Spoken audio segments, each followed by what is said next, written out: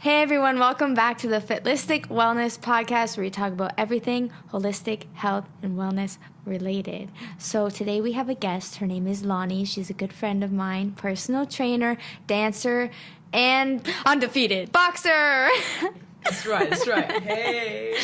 So, Lany, I wanted to get right into it and talk about what's your background? How did you start into boxing? How did you get into dancing? How are you a personal trainer? Let's get into the nitty-gritty. Yeah, for sure. That is a lot of background. A loaded question there. All right. So, where did I start? So, pretty much in high school, I was really passionate about sport and dance, and that's where I felt out of all my subjects I really elevated in. So, I decided to continue that and pursue those passions outside of school. My mum wanted me to go to university and study, so I chose to do a bachelor in exercise science and sport nutrition. Very passionate about nutrition, very passionate about exercise. Didn't know which one to do, so I was like, boom, let's do both and see what happens. So I went through that degree, and I loved both of them, so I didn't want to give up one and do another, so I decided to continue with that degree. And before that degree, I did a 1 year of naturopathy. So yes. Yeah. So that really opened me to the whole holistic wellness and seeing things in a different light, which was really, really cool. And then after that, and then whilst I was doing that, I still pursued dancing through doing classes, gigs, and just working with other dancers, being in like a hip hop crew and all that jazz. After I did that, I started being a personal trainer. I originally wanted to work with athletes whilst I was doing my degree and wanted to be more of a strength and conditioning coach. However, when I did my prac hours in the field, I didn't feel like it was my flavor, I guess you could say. Your flavor. Yeah. So I started working in a gym and I was like, yeah, this is kind of cool. I can like actually impact lives and make a difference. So I just kind of started and never really stopped. 10 years later, I'm still doing the same thing, so I must really like it. Yeah, no kidding. Yeah. Okay, oh my God, I don't even know. Naturopathy. I was going for that, but I was like, wait, am I going to butcher it? Naturopathy, so naturopathic medicine. Okay, so what got you interested in that? My mom, actually. Yeah. She loves like the whole holistic approach and the Eastern medicine. And at that time, a school just opened a couple years ago, so it was really fresh. And one of my best friends was actually doing a whole naturopathy course. See, it's hard. So I had to lower my IQ score. So I don't know what you guys call it. OP. Not IQ. IQ score. I was like, OP what? You know, a score that you need to get into a certain course. What do you call that? Oh, that's in the States. The test? Yeah. You go in high school, you get a test, and then from that test you have points, and then from those points you can get into certain courses. And that's more so the States. Here it's just like the grade averages. Okay. Oh, okay. So anyway, I guess it's similar. I had to do some work to get into a course that I wanted to get into. So naturopathy was the one I chose.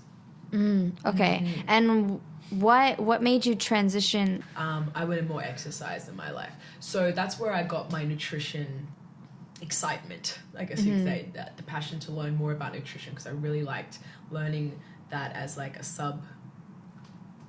subdivision of the degree. And then that's where I decided I want to exercise and nutrition to learn about.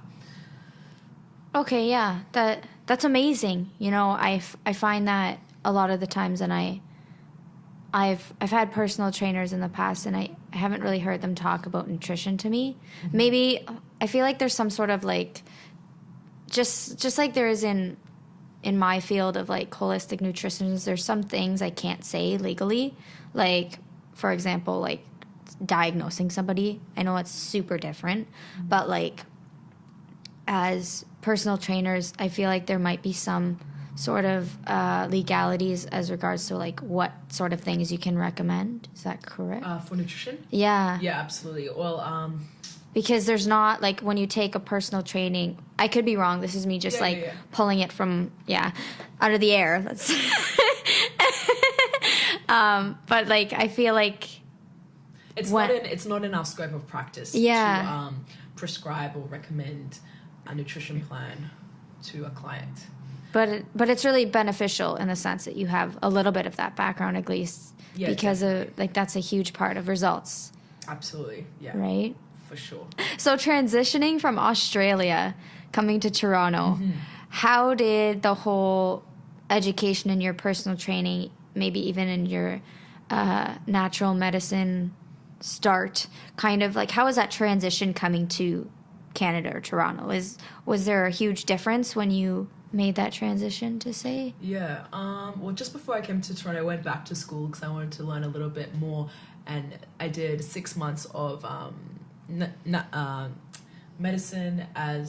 nutrition as medicine in the same school. So instead of the naturopathy, I did the nutrition course, and then I found out I was moving to Toronto, so then that just like kind of like flipped my world. But transitioning a holistic approach from Australia to Toronto, I feel like I've just carried my knowledge and kind of just connected with other people who are like-minded, like yourself. And, okay. Yeah, but I can't really say I've furthered my knowledge here, like in regards to courses or anything like that. But I do feel like there are a lot of... Is there a lot of similarities in the sense of what you learned there and maybe what you're hearing about here, or what you're like in your network of people? Is it similar? Yeah, for sure. I think that it's definitely like on the same level. Yeah. Amazing. Yeah. Okay. So boxing. So how did you start with that? Okay, so boxing. So I actually, after I did my bachelor's degree, I did a personal training certificate, and in that certificate, they offered us a boxing course to teach our clients. So I took that on board because I wanted to like just have extra skills under my belt. And then once I did that certification in like a punch fit, it was like a punch fit course. I was like, oh, this is fun. This could be fun. This is such a fun thing I could do my clients. I really enjoy it myself. Then I started training at my local gym and taking those boxing classes. And then I started subbing for other teachers. And then I started working on one-on-one with a friend, with a personal trainer at the time. And it just kind of grew my passion, but just kept it like very fitness based. And then came to Toronto, and then it was very popular here. It became like a little trend, and I hopped onto that, and then became a box fit trainer here. And then from there, I just got addicted to it, loved learning about it, loved training in it. And I was like, then Bolo came along. This is a place I work at now, and I started training with an ex-world champ, Canadian champion. Champ. And then he's like, I'm like, yo, I want to fight. Let's go. And then he's like, got to fight for you a couple of months later. And then next minute, yeah. She takes the W, folks. She took the W. All right. So I guess let's get into more practical kind of things. So take me through, like, when you were training for your fight, for example, if there's someone listening who's maybe looking into fighting or even starting a sport, what kind of things did you bring when you were prepping for it, say as like training, maybe holistic aspects, like how you integrated like a certain diet, like things like that, but then still got your like, self-care time and stuff. Just walk us through kind of how that was for you. Yeah, for sure. I think training for a sport or even training for a goal, it could be very similar. It's definitely, you have to put that goal and/or sporting goal like number one priority, and to be amazing in the sport, or to be, going towards the direction of your goal, it has to be, it has to be a priority, number one on your list. When you wake up, you think about it. When you go to sleep, you think about it. And then you have to take care of your body, you have to take care of your mind, inside and outside. So you're training more physically, and then you're mentally going through ups and downs through your lifestyle change, training more, eating differently. I found I had to sleep more for my rest and recovery from training. Eating was definitely like food is fuel. Like whatever I put in my system, I'm going to feel that in the next training session. So it's got to be good. And like, doing what you need to do, like taking extra baths, Epsom salts, massages, really taking care of your body. I got like RMT throughout my training. I had like a manual stretch therapy session, acupuncture. You did it all. One of my best friends, a holistic nutrition as well, and she helped me through it. She was my client as well. Oh, hey. Shout out to her. She's probably listening right now. You know who you are. So actually, yeah, when you think about it, yeah, everything had to join together to become the final product of my goal, which it did, and it was great. And then since then, I've fallen off the wagon a little bit, but it's okay. You need some time. Like, yeah. I'm sure you were just like kind of on your A game, and I did see you were so focused, and I'm like, man, this girl needs a break at the end of it, so it's fine. You're okay. Yeah, no, absolutely. But in saying that, like, the mental, the physical was like that dimension of your whole dimensions of wellness was like, 80%. And then you've got, your social wellness, occupational, all the other kind of lifestyle elements that were a little bit out of balance because of my mental physical was like number one to me. So now it's trying to find a balance between mental, physical, occupational, social, the other things. So yeah, but I mean, once you put so much energy into one element, you're gonna get it. Right? Yeah. But who knows what's gonna happen to the other stuff? It's all about the mindset. I mean, there's balance, this book I had to read actually for my schooling. It was called The Biology of Belief, and it was talking about like the psychological aspects of health and well-being and wellness. So it was saying that your mental is like a huge percentage of like the outcome of what you come in your health, your well-being, things like that. So like say someone had, for example, going off the bandwagon a little bit here, someone had like cancer in their one organ, like the person literally had to wake up every day and tell themselves like they don't have it, it's gone, it's already healed, it's already cured. And it was a huge mental part of it. And I feel like that's something people can apply to things like going for a fight or doing a sport or dedicating their time to something to reach a certain goal. It's very mental. A lot of it's mental. And if your mind's not in it, you're going to lose, you're going to fail, whatever you want to call it. You're not going to get the end goal that you want. No, you're absolutely correct. And going back to that mentalness, like I remember in my prep, I did a lot of visualization leading up to that, and even meditating just to like chill out, mentally. Okay, now I'm gonna nitpick you on that one. Yes. Meditation. Tell me how you practice meditation, because I've heard about it. I know about it. I've just never I don't think I've ever done it. Wow. But it's no, right? Yeah, Jenna, who are you? Like, you're fired. There's so many different types and ways of meditation, and it's so personal to you as well. There was many different ones. I do like self-guided meditations where I listen to like an app and then do that. I do just sitting down and just silence and just kind of just trying to just relax my body and just concentrate on my breath. The other ones I did for the 5 was visualization. So actually visualizing me walking into the ring, thoughts going into my head. What are my mantras? What am I thinking? What are my combinations? Kind of like picturing the fight and picturing the finish and what I wanted to accomplish. So there's that type. There's many. We haven't even gotten into meditation on this podcast yet. Ooh. So I'm really glad that we touched on it, because okay, so maybe I did try meditation once, I want to say 2 years ago when I first heard about it. I'm like, you know what?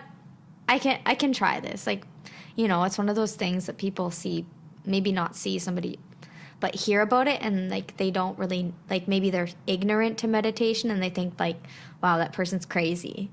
Yeah. You know what I mean? But it's not like sitting cross-legged and nothing like that. Not just because someone meditates doesn't mean they're a monk or something. That's exactly right. Because I remember, I think I did try. I was laying on my bed and I'm like, okay, I'm just gonna not think about anything. I'm just gonna clear. Okay, first of all, no one can meditate the first try, especially me. I didn't really know much about it. Yeah, I would definitely recommend self-guided to begin with. I fell asleep. Oh yeah, I did it wrong. I think. Bad. That's not bad. I woke up 2 hours later. I'm like, damn it. Yeah, because it's getting used to it. Because when you close your eyes, the same. The same brain cells, the same deliveries, kind of okay, it's nighttime, time to go to sleep. But then that's why meditation, you have to focus. Not focus, just bring your mind somewhere, to your breath, to your body, to a thought, to, whatever you want to release, to whatever you want to, Yeah, whatever you're trying to just like chill out from. Yeah, exactly. So how do you incorporate that? Well, I guess we sort of talked about it, like when you're fighting, but like in your everyday life, how do you like tend to incorporate And that? I think, great question. I think it's mindfulness. Mindfulness is a big thing. So like say you're getting ready for class. You're getting ready to do a boxing class. You start wrapping your hands. Like, what's going through your mind? Are you thinking about dinner? Are you thinking about, getting food for the dog, going grocery shopping? Like, maybe, like, just bringing it back. Okay, I'm wrapping my hand. All right, I'm about to go into a class. What do I want to achieve from this class? What am I feeling right now? Just kind of going back. Or, like, when you're drinking tea, be mindful. Oh, my gosh, these flavors. Yum. Yeah. Or even, like... the sun on your skin, just taking that in for a moment and be like, this is a beautiful feeling. Just kind of bringing yourself back into that moment, back into the awareness. Mm-hmm. It's funny you mentioned that about like even food, because I don't know if you heard my I think it was my second podcast. The guest I had on, Kiki, she was talking about it's not what you eat, it's how you eat it. I like this. And since she was like, it's like, how do you feel when you eat it? Like, what are the tastes, like everything like that. It was really cool. If you haven't listened to that one, episode 2, I think. You're welcome. Yeah. But yeah, we were talking about mindful eating, which I think is really cool. And I've never heard of people really incorporating that into sport. Maybe that's just me because I'm not really like in it fully. But I think it's really cool that mindfulness that's probably why you won. That's why you took the W. Mindfulness, visualization, that's everything. No, mentalness is the key. And, going for any training goal or even just any goal in your life, you got to believe it and you got to want to do it from your internal motivations. Because if you don't want to do it for yourself, then how? Like I could tell you a million times, like if you're like, Lany, I want to run a marathon, like, and I'd be like, why? And you're like, oh, because my friend did it, and I think, running a long time would be kind of cool. Maybe I could put it on Instagram. Maybe I could for the gram get a runner's body, but you got to do it like for yourself. You know what I mean? And I think that comes back to mental awareness, mindfulness. So now you were talking about wanting to do it for yourself. So why did you want to do the fight? So many reasons. Okay, inner motivation, to believe in myself, to believe that I can accomplish any goal that I want to. Like, I've never fought. I've like sparred once, and here I am 10 weeks out going to my first fight in front of all my peers. So I think it was just being able to believe in myself to accomplish the challenge, to accomplish any challenge. And external motivation, I wanted to do it because I wanted to increase my skill set, because this is what I do for a living, right? So I wanted to talk from experience. Right. I love that. That's amazing. You're like, I want to believe in myself and know that I can do anything. Like, but honestly, that's so cheesy, but it's amazing. Like, I love it. That made the podcast. We can just end now. I know it's cheesy, but it's so true, though. No, like, it is. If you can get in a ring and fight someone, like, that's... Yeah, well, I mean anything, honestly. It's all relative to yourself, right? It's all relative to what you want. If you want to travel to Italy and then you finally do it, you're like, wow, I can do anything, Yeah. I feel like... eat vegan, and you eat vegan for... Then do it, as long as you do it right. Get all your vitamins in, my friends. Make sure you're getting all them nutrients. All the nutrients. I think I can kind of relate to that when you said, like, knowing you can accomplish something. Because this is going to sound super lame compared to... It's all relative. It's relative, no 100%. pressure. When I was in high school and middle school, it's definitely a lot more lame, in my opinion, than fighting. But I would do badminton. Right. It's not as aggressive. I played badminton, and I remember there was the first year I did it. I was in a pair, so it was me and someone else, and we would go in the tournament. But then my favorite season was when I played by myself against one other person, because it was all me. And even now, I like doing things by myself because I'm like, this is all me. I got this. You know what I mean? Like, Yeah. If I lose, it's my fault. If I win, it's my fault. Yeah. But in a good way. You know what I mean? Yeah, So it's like, you're like, and I feel like I incorporate that into almost everything I do now, which is sometimes good, but also sometimes not so good because you can't do everything by yourself. But like, you know what I mean? Yeah, it's like it's that motivation that you can just take it all on and win at the end, you know, regardless. You can apply that win to everything. Win in your job, win in your training, win in your nutrition, win in your family, win in having a relationship. I don't know. You know what I mean? Yeah. Oh, we're going we're going there, aren't we? You know what I mean? Yeah, I do. Take these lessons and apply it in all areas of life. All right, so let's go back to naturopathic. I don't know if we touched on this. If we did, I can edit it out. But how do you integrate that into your personal training and your everyday life? Like, for example, is there any like key things that you remember from your education in naturopathic that you just apply now and it's like a staple that you use every day? Yeah, I think just going back to the philosophy of holistic medicine. It's holistic. It's treat the individual. No one's the same. And one thing, you know, like if someone gets a cold, it doesn't mean you treat the nose. You know what I mean? So like everything is affected from so many different things. And I love that. It's not black and white. It's a puzzle. Yeah, it is. And you know what? I think that's why I'm in this field because like growing up and even now, I freaking love puzzles. Right. I love them. Problem solving. So things that you learned from there, how do you apply them now? Yeah, for sure. So it goes more when I'm training clients for goals and say, you know, the most general goal these days is weight loss, right? So people are training right, they're eating right, they're still not losing weight. So it's like, well, it has to be on a deeper level. Like, what's not happening? Are we training too much? Going back to basics, looking at the body as an overall system.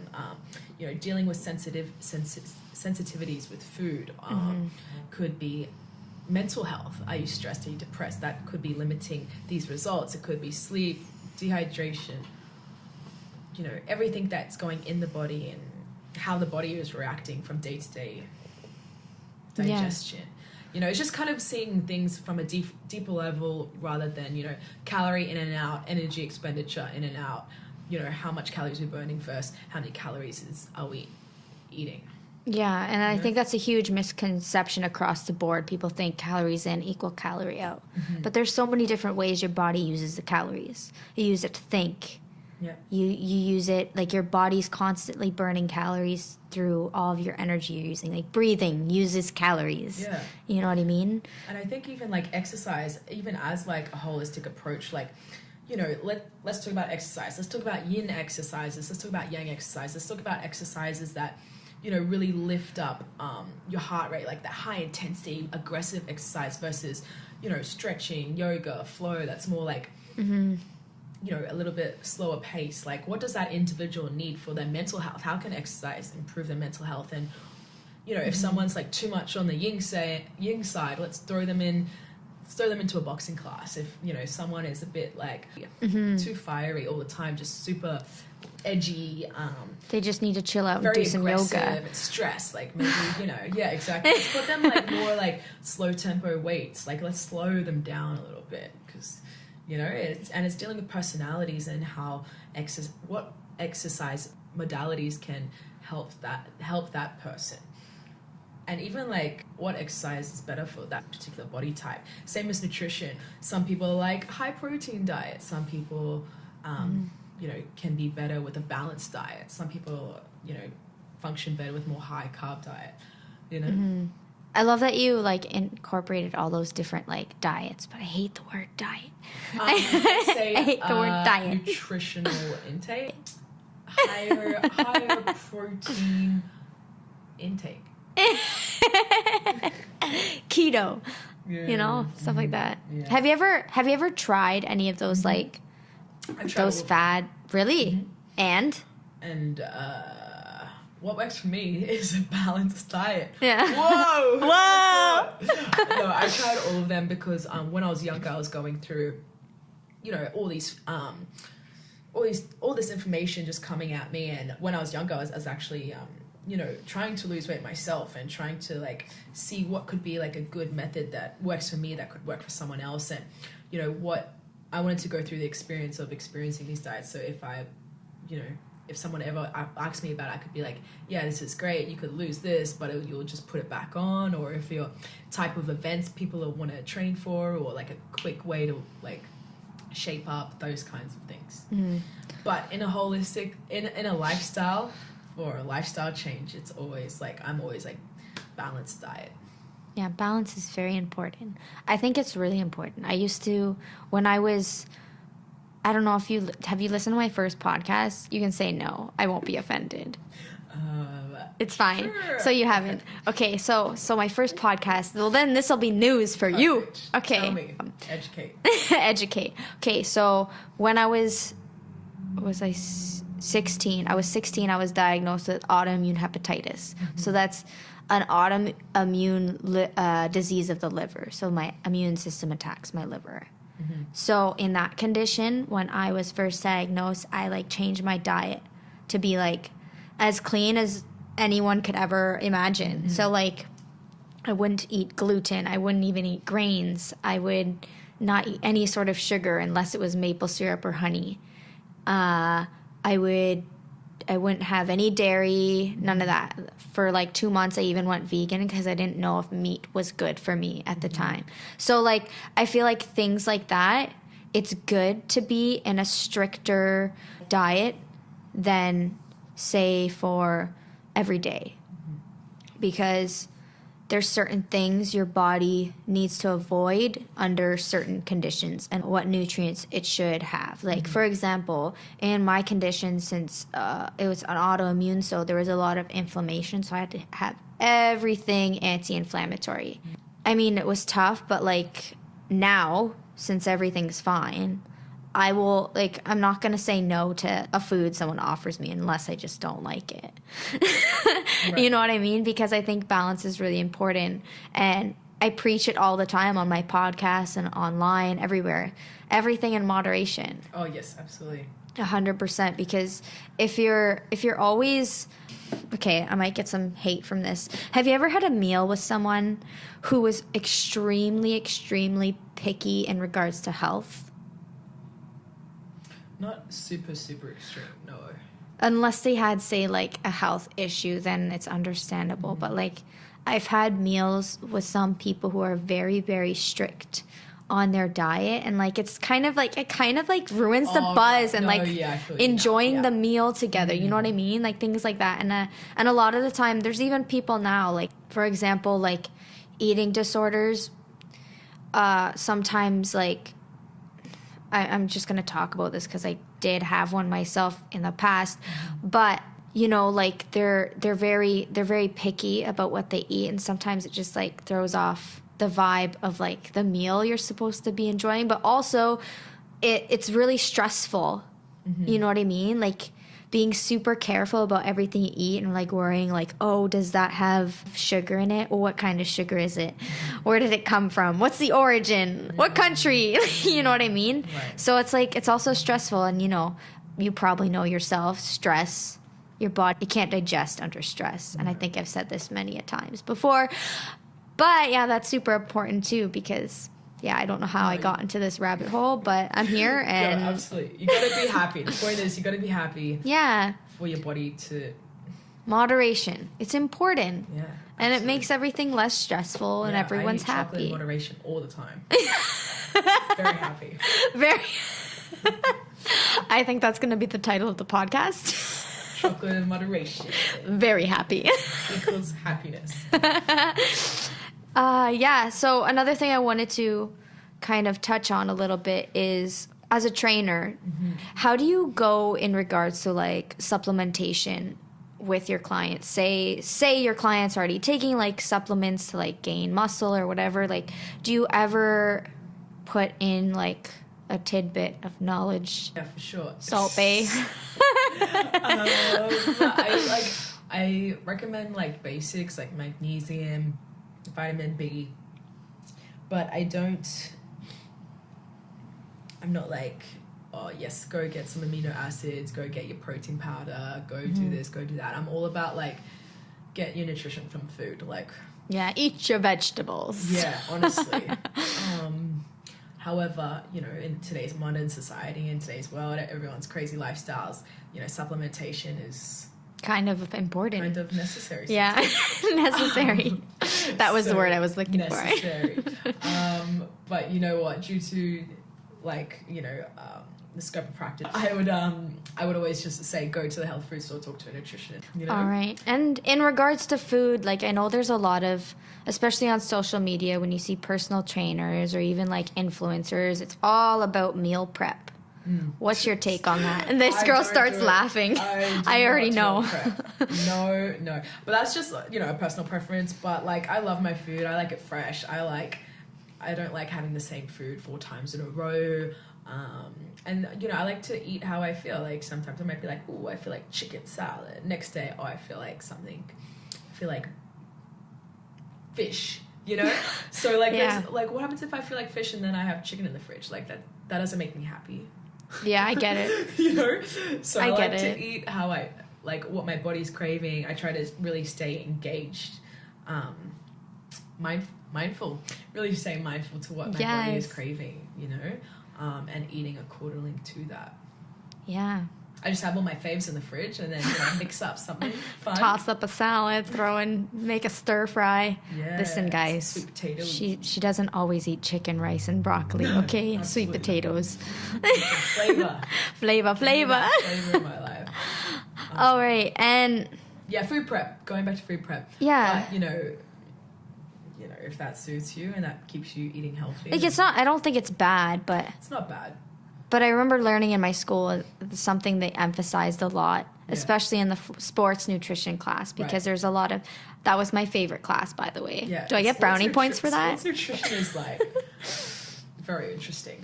Yeah. Totally different to health. Totally different to, like, weight loss. Yeah, it's completely different. It's kind of unhealthy.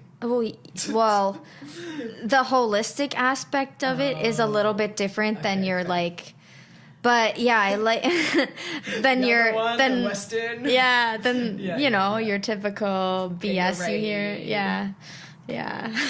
Right. I don't know where I was going with that. Food prep. What Food you learned prep. in school. Oh, right. Yeah, okay, so they emphasize a lot that people in general and even people who are training, for example, they like we sort of touched on the chicken, rice, and broccoli. It's not very, like, it doesn't have very much variety. No. And you only get certain amount of nutrients, minerals, and vitamins in those few things at different ratios. So what they always told us was, like, eat the rainbow.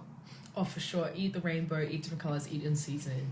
Absolutely. But on the flip side, from an athletic point of view, I want to hear this. This is great. Because I'm like in between both worlds, so it's kind of like totally agree, but then sometimes I agree with the other side. Doing that, athletes do that sometimes because it's just easy to break down your macros, knowing what you eat, don't have to overthink about that. Nutritionally speaking, though, yes, it's not extremely high in nutrition value, but if they have to eat like 100 grams protein, 30 grams carbs, they're not going to go measure 1 capsicum, 1 sweet potato, 1 carrot, you know, get 1 piece of spinach.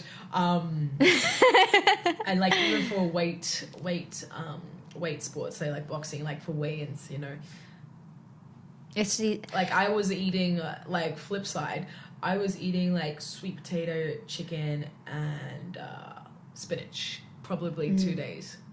Yeah. That doesn't seem like a long time, but that was a long time in my life. For 2 days. It was just those 3 ingredients. Yeah, just for 2 whole days, 48 hours straight. But for a general population, general lifestyle, 100% I agree with you. But for an athletic point of view, then, you know. Well, I guess that makes sense now because, wow, I don't know how I didn't put 2 and 2 together, but yeah, that 100% makes sense. It's just easy, especially if you're meal prepping every 3 days. Then I guess you'd just get annoyed having to weigh every different vegetable and figure it out. Rather than if you're on this plan, say you're training for a fitness competition, which I know people who have done that too, and I fully respect that. It's very extreme. But, it's especially if you're training for something like that for 3 months straight, you don't want to have to, like, keep weighing different things. Yeah, that makes way more sense. It's all about the goal. It's all about the macros and the goal. That's it. And the mindfulness. Aesthetics. It's not what you eat, it's how you eat it. Yes. So you eat that chicken. That broccoli. Eat that chicken, Love eat that that rice broccoli. every day. Love it. Enjoy it. Yes. Add different flavor spices. Maybe that'll help. Okay. So going back into, I guess we didn't really touch on it much, your dance stuff. Dance stuff. I used to dance. Did you know that? No. Oh, did I not tell you that? No. Oh, I used to dance when I was like 4 or 5. I was awful. There's videos at home. It was bad. It's okay. I was okay at tap, but everything else Nice. terrible. Tap is tough. Anyways, enough about me. Sorry. I really want to know how you got into that, and Dancing. do you continue it now? Do you teach it? What's all that jazz? Yeah, man. Pun intended. Dancing has been something that's been throughout my life since, being a young kid, going through high school. I did like a hip hop crew, went to Vegas, did like You went to Vegas for went to dance? Vegas. Oh my god. it. We entered like this hip hop internationals comp, which is a pretty big deal. Just doing, fun gigs back home in Australia, and then doing some training in LA, or doing different classes, working with different choreographers, which was super fun too. And now, and training through different styles as well. Training through hip hop, heel. In Toronto, it's been heels and samba. That's been my jam. Yeah, I see you in a boxing uniform. Next minute, you're in freaking heels. Boom. It's best of both Balance, worlds. my friend. Balance. Yeah. And it's like, different energies. I found that when I was like training for a heel show and when I was like boxing at the same time, it was very like masculine energy versus feminine energy. It just kind of like worked for me. And it balanced everything out. Balanced. So the answer is I do dance. That's fine. I've been dancing all the way through, and I do dance now. It is a little more of a hobby, absolutely. It's definitely a part of who I am, and it brings me joy, and I see bring other people joy too. So And I 100% everyone respect needs to it. dance in their lives. Of course, even if you can't. I dance anyway. You Just do it do wrong 1, 2 and strong. It's great. It's fine. Lift your shoulders. There you go. Step to the right. Step This to the isn't left. video recorded, thank God. You can see it. Visualize. Visualize it, and you'll... Wow, that's what I need to do. I'm going to learn how to dance. I'm going to visualize the end goal. I'm going to visualize myself killing it, and then I'll kill it. Visualize that dance movement. This is my goal for 2019. Boom. I hope you know you're coming on this ride with me. Yeah. You And don't look- salsa. I want to do Salsa. I want to do more salsa. Salsa? That's 2019 is- goal. Oh, I don't think I can move my body like that. Sure you can. I don't know. You'll have to teach me. Step. 1, 2, 3, 5, 6, 7. It's okay. I'll start at some point. Yeah. You'll be right. Yeah. So, okay. Heels. Heels. How the heck do you dance in heels? Like, I see a Yeah. couple other peeps that we both know doing it, and I'm just like, It's a skill. WT. It's a Yeah, it skill. is. I And can't you gotta even get walk in them. You've got to get the right pair too. It's all about the right kind of heels too. Something that's more supportive around your foot, more of a stiletto heel. You got to learn how to walk in it first. First of all, you just said stiletto heel. Correct. That's terrifying. Well, you can't like dance in like a chunky heel unless you're doing more of like an urban kind of heel. I was good at choreo. tap. That was all the heel I got. It was like half an inch. Yeah. You had to start from somewhere. Yeah, start somewhere. Stilettos, that doesn't sound very supportive at all. You have to be really strong with your... Core. Oh, it's okay. Yeah, We got a lot of to... activations. Got a Pulling lot your to work shoulders down, on. Pulling your core in. Staying upright. Oh, God. I know, simple things are like hard, but it's just like a skill like anything else. You train, and you figure it out. So out of all of these things we just talked about, so like the naturopathy, the boxing, the training, the dance, so I love to move, obviously. Clearly. Makes me happy. And boxing is kind of like a dance. Yeah. No? Absolutely. Until you It's hit the mind, other body person in the together. face. Combination. Combination. 1, 2, 1, 2, 2, 1, 2, 3, 2. 1, 3, 2, slip 2. You know my language? Maybe I could try dancing. Absolutely. It's just like that. You just go in a library, a dance library, and you slowly put them together, and boom, you got groove after groove. Yeah. Okay, now that you put it in different terms, I'm able to comprehend it a little bit better. Yeah. But we should start dance classes at Bolo. Yeah. That should be a thing. Absolutely. I'll be the first to sign up. Boom. Hear that, Callie? Signed. Signed. All right. So, yeah, out of all of these things that Yes. you learned, you currently apply, what's the one thing in your daily life? What do you do? Maybe it's meditation, maybe it's like resting, but what's one important thing that you do maybe every day, every other day that improves everything that you do? Moving 100,000%. Moving. It doesn't mean I have to you have to go to a boot camp and Train every day. go hard as possible. Yeah. It could just be listening to music. Yeah. Yeah. Well, yeah, you use that for everything. Music is Music. necessary. Just moving, even if that means just making sure I, walk for a very long time through the day, or, just stretch, or dance at home, go to a dance class, box, even shadow box in the air, foam roll, just Oh, that's the something worst. connected. I find that movement for me is my foundation, and once I'm in that, then I'm kind of grounded, you know what I mean? So if that got taken away from me, I feel like it would be very I'd be a bit up in the air. You'd be a bit lost. A bit lost, yeah. Yeah. Or I wouldn't feel like myself. Yeah. Because, once, when you go on holidays and, people, or if you've experienced this for yourself and you don't eat right, you don't train, you come back and you, feel gross and you're, sluggish. Even your mind is a little bit, messed up. Cloudy, Yeah. So, yeah, that's how I feel if I don't move for a while. Even yesterday, Christmas Day, I was today I was oh, whoa, I feel terrible. Just one day of just sitting down and just eating, 10 meals. Puts me back. Yo, it's been me like that for 3 days. Yeah. It's harder to wake up. It is. I feel heavy. Don't feel very clear in the mind. Having a messy room as well. Yeah.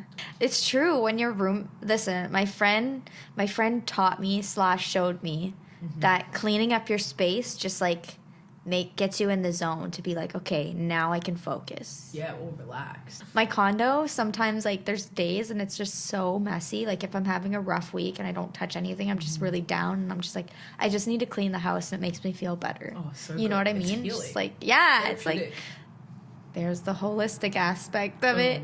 Boom. Okay, so last thing I want to touch on. So is there any advice you would give to someone who's training for a fight, for a dance competition, for a fitness competition? Piece of advice. Ooh, this is a tough one, isn't it? I think it's bringing it back to mental, because everyone can tell you, do this 6 times a week, do this, train harder, make sure I would definitely say just make sure you know why you're doing this, because when shit gets hard, you have to bring those why reasons back so you can continue to push, continue to challenge yourself, not giving up, not cutting out of your goal halfway, giving up and thinking that's too hard or you can't do it, because the motivation is what you need, and that motivation comes from your heart. Your why. What is your why? So when you're getting those 6 hour sleeps, when you're getting punched in the face repetitively inspiring, you're gonna why am I doing this? You gotta know what the why is, and know that at the end it pays off. The hard work pays off, and it feels so freaking good.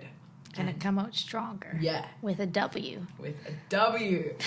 And I think that's the big difference for mediocre results versus amazing results in performance, sport performance. Yeah, I love that. Dancing That's on amazing. stage, fighting, doing a marathon. I don't know, doing even a presentation at work. You have to know the why. Yeah, know the why. Breathe. I love that. All right, so we're coming up to the time. All right, to the time. Time flies when you're having fun, you know? So where can people find you? Where can people train with you? Where can people dance with you? You have the floor, Lany. Yeah. Tell them how to reach you. Okay, here's the plug. You can follow me on Instagram. My Insta handle is Trained by Lany. You can check me on my website. It's trainedbylany.com. I dance every Friday, Saturday night at Copacabana Adelaide Steakhouse. You check do? Me and my girls out. You can catch one of my boxing classes or fitness classes at Bolo, Body Love, downtown Toronto. And stay tuned on Instagram if you can, because every Monday I release a health and wellness lifestyle tip that can help give you a happier and healthier life. So yeah, that's pretty much it. Thank you so much for being on the Thanks for podcast. having This me. is so amazing. It's amazing what you're doing, guys. Keep tuned. Jenna's doing awesome things. Aw, Yeah. stop it. You're going to make me cry. No. No. All right. So, guys, thank you so much again for listening. Yeah. So, if you like this, the realness and all, give it a nice like, subscribe, give it a nice star rating. Wherever you're listening to this, give me a nice little review, maybe comment, whatever. Until next week. Bye.